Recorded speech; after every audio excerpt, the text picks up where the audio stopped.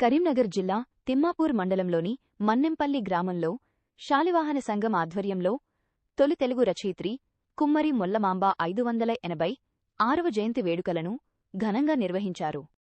ఈ కార్యక్రమానికి ముఖ్య అతిథిగా గ్రామ సర్పంచ్ పొన్నం సునీత అనిల్ గౌడ్ హాజరయ్యారు.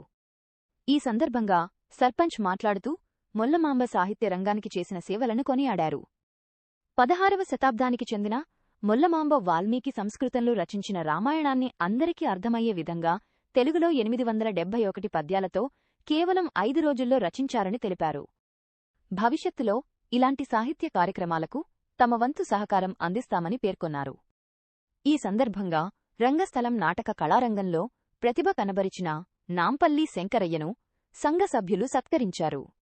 ఈ కార్యక్రమంలో ఉప సర్పంచ్ బూడిద కిషోర్, శాలివాహన సంఘం అధ్యక్షుడు దరిపెల్లి కొమురయ్య, ఉపాధ్యక్షుడు నాంపల్లి చంద్రమౌళి, ప్రధాన కార్యదర్శి నాంపల్లి శ్రీనివాస్, క్యాషియర్ దరిపెల్లి రమేష్ తదితరులు పాల్గొన్నారు.